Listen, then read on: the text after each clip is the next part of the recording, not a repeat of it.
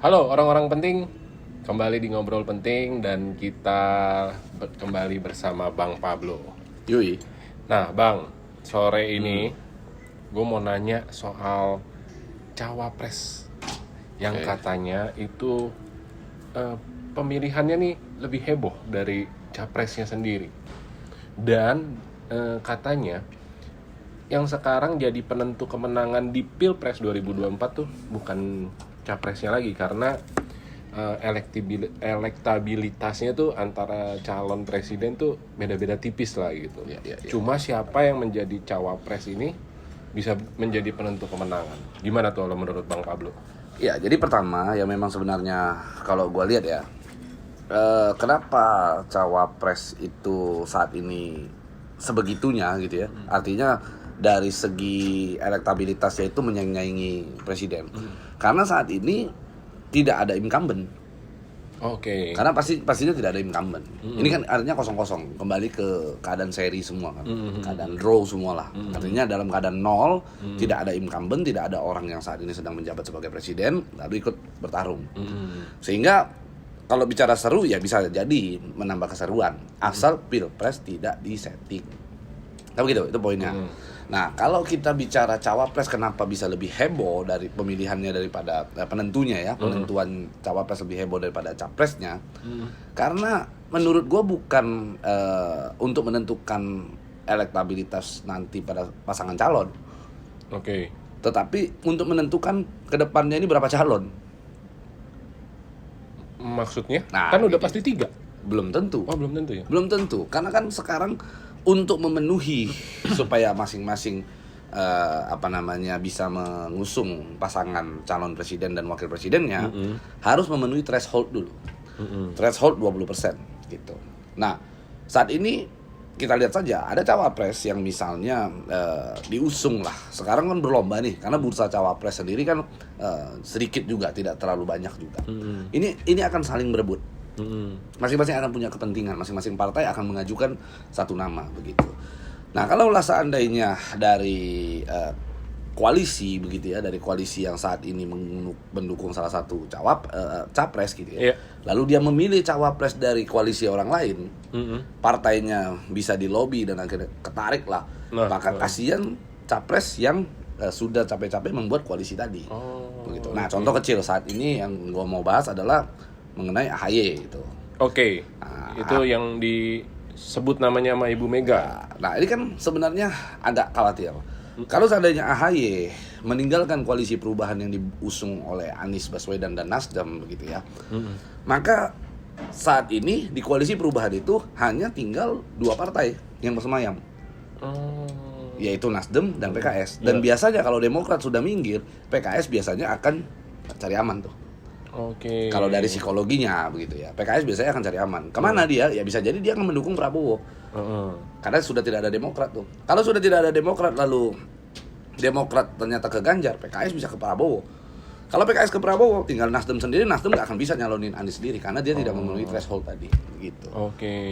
Nah, artinya Anies akan ditinggal sendirian bersama dengan Nasdem.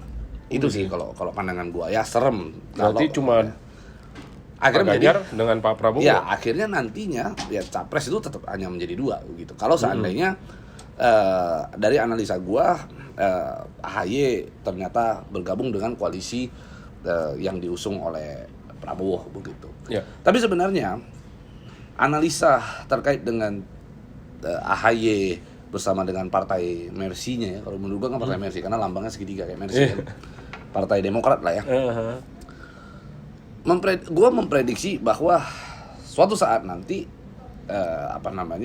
Partai Mercy itu akan bergabung dengan koalisi pemerintah itu sudah sejak tanggal berapa tuh?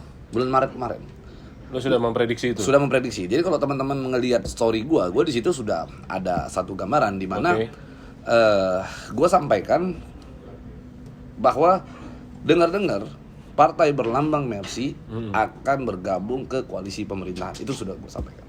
Waktu itu apa yang membuat pikiran abang kan belum kejadian terus ternyata bisa kejadian belum kejadian juga lah tapi udah ke arah sana gitu. Waktu itu apa yang membuat abang berpikir seperti itu? Karena bagi gua Demokrat saat ini the final war menurut gua. Ini final war-nya Demokrat. Kalau Demokrat bisa lolos di pemilihan kali ini gitu ya, mendapat panggung yang luas gitu, maka Demokrat akan bertahan di periode selanjutnya. Tapi kalau dia tidak final war ini dia tidak manfaatkan dengan baik gitu ya, dia tidak bertarung dengan sungguh-sungguh, tidak punya panggung yang luas, maka bisa jadi Demokrat hilang tinggal nama. Serius bang? Ya ada arahnya akan ke sana gitu. Karena ini gue sebut final war.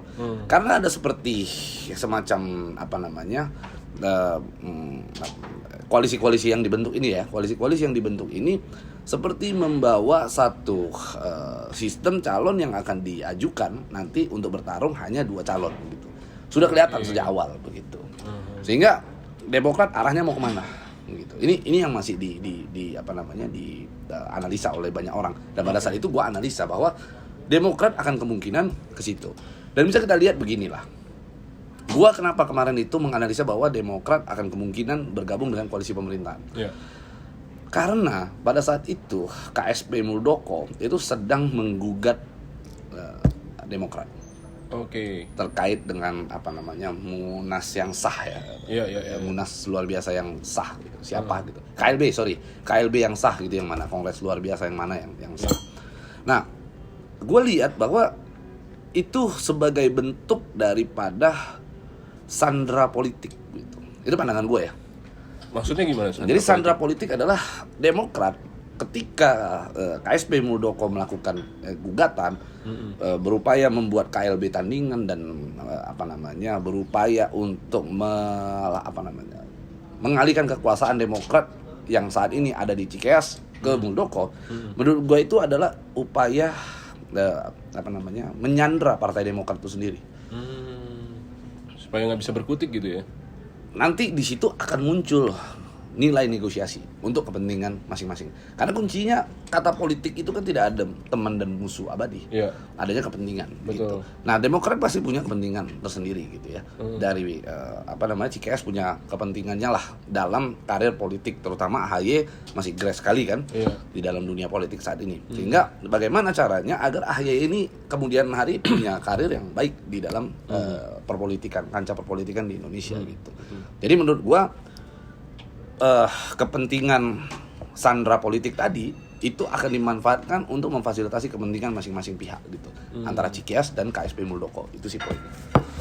Gitu. Nah bang, kalau dari nama-nama besar cawapres, ada Sandiaga Uno, Erick Thohir, Mahfud MD, Siti Hovifah, AHY, kira-kira ada Ridwan Kamil juga. Kira-kira siapa nih yang akan jadi nama-nama ini yang berpeluang menjadi cawapres, dan kira-kira mereka kemana? Kan abang jago nih memprediksi. Gini, kalau untuk menjadi cawapres yang benar-benar cawapres jadi itu agak sulit menebaknya. Cuman gue bisa coba menganalisa begini. Ada keinginan Mahfud MD untuk menjadi salah satu cawapres, entahkah dia di Ganjar atau di Prabowo. Tapi Prabowo sendiri mungkin akan menerima Mahfud MD karena Prabowo itu kan punya punya keinginan untuk menggandeng orang-orang teman-teman lamanya dia lah. Tipikal dari psikologi politik ya Prabowo ya. Cuman pasti berat kalau Mahfud MD gabung dengan Prabowo. Kenapa? Karena gue yakin banyak teman-teman koalisinya Prabowo menyadari betul bahwa di tahun 2014 si Mahfud MD sempat menjadi ketua tim sesnya Prabowo pada saat itu. Cuman di pertengahan jalan setelah pemilihan selesai Mahfud MD itu meninggalkan Prabowo. Iya benar. Mahfud MD itu meninggalkan Prabowo gitu. Di situ tuh ada terjadi gap tuh, ada terjadi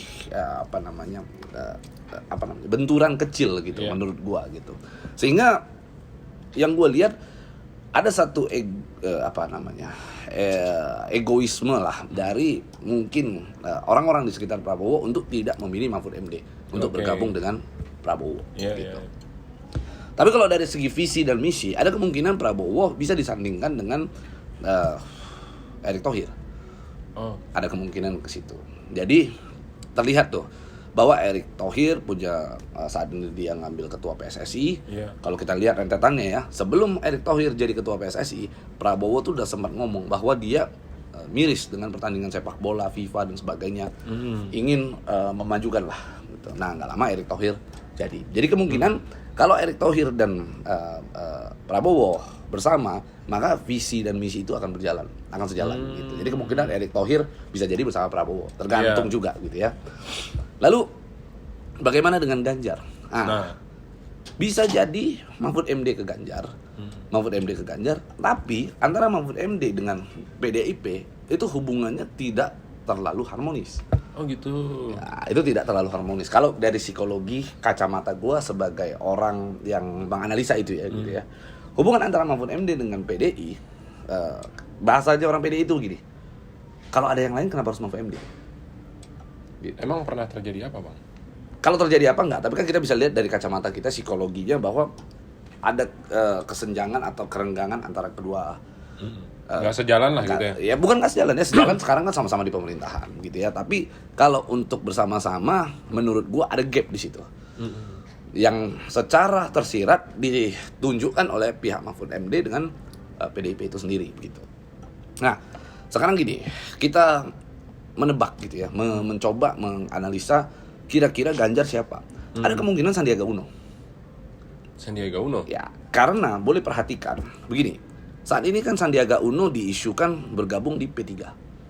Iya. Oke, bergabung di P3. Dia Betul. keluar dari Gerindra lalu bergabung di P3. Iya.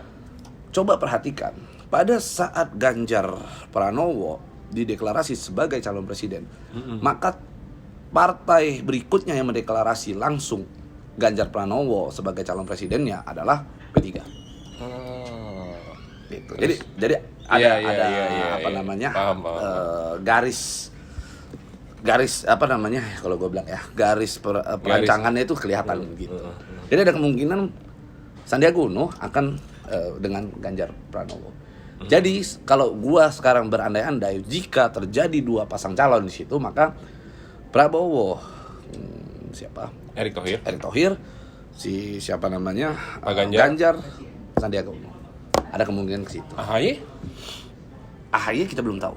Apakah AHY nanti ya udah kau duduk manis saja nanti kau jadi Menko Polhukam, kan bisa jadi. Tapi jadi ada maksud apa gitu dengan Ibu Megawati menyebut kalau AHY menjadi salah satu cawapres gitu. Gini. Tapi katanya serius, nggak mau merusak koalisi doang gitu, Ya, bukan main-main. Sebenarnya di dalam dunia politik itu sama dengan kayak kita kehidupan sehari-hari. Oke. Contoh kecil. Kita kalau ke sawah nih, kita takut kan sawah tuh rawa-rawanya tinggi ya.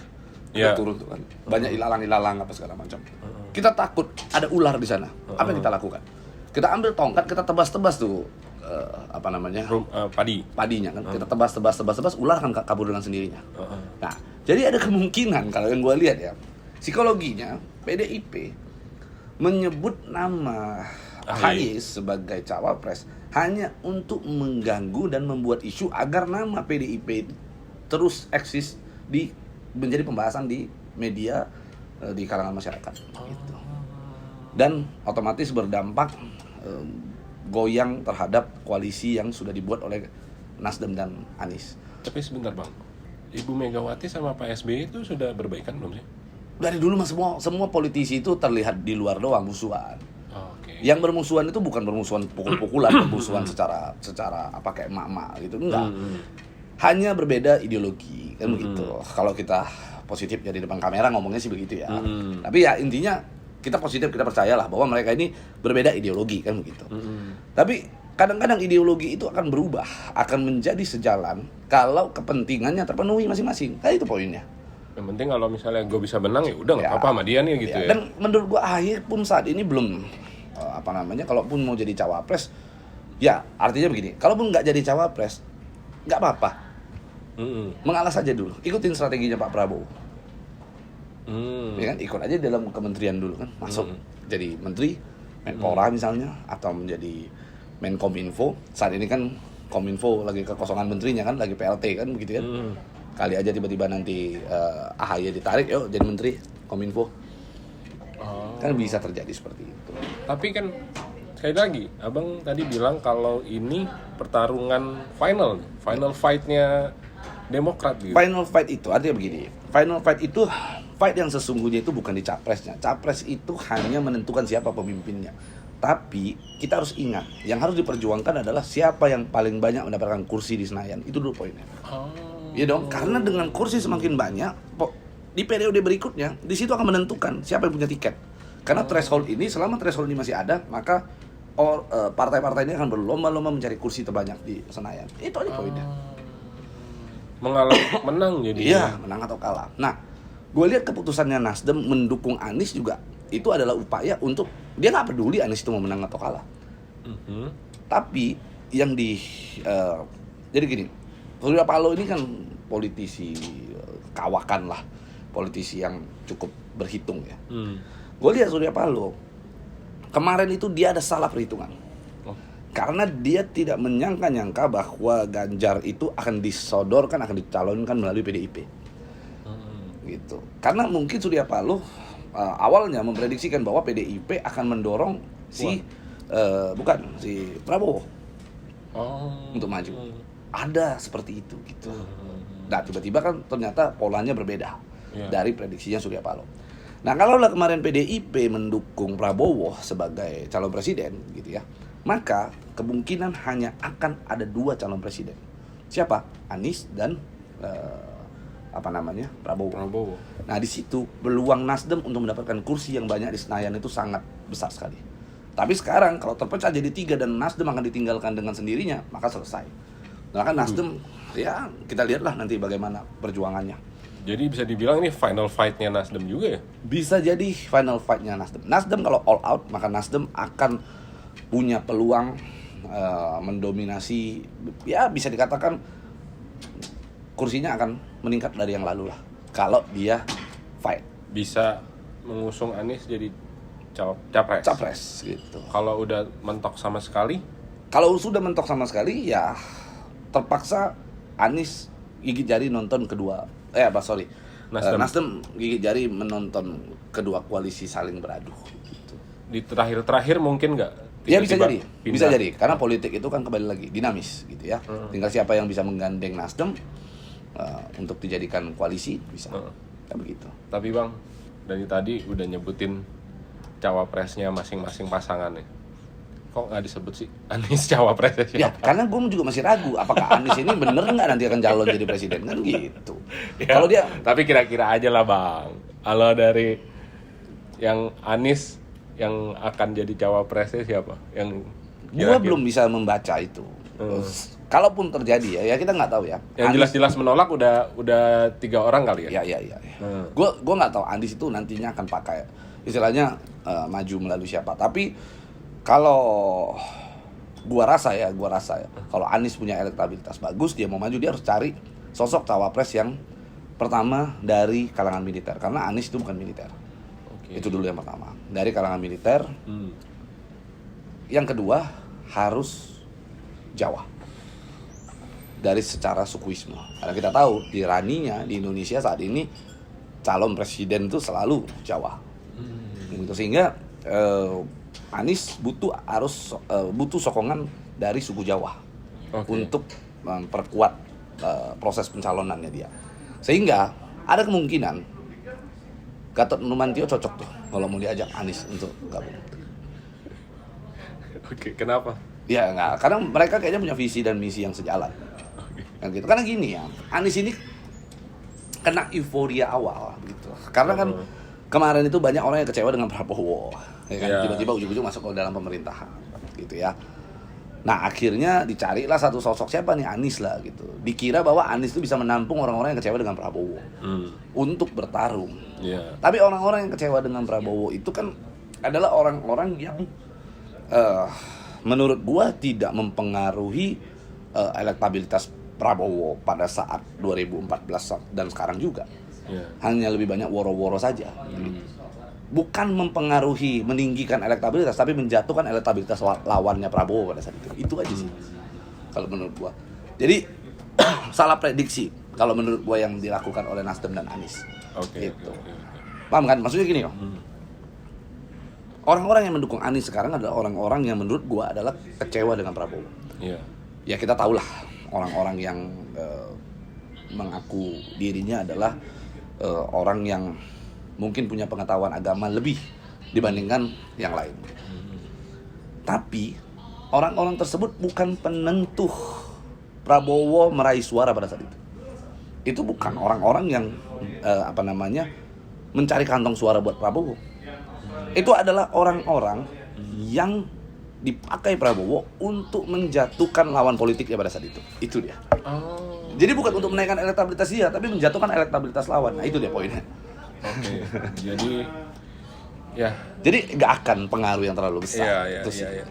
Jadi kalau dari abang kemungkinan akan lebih besar kedua ini ya.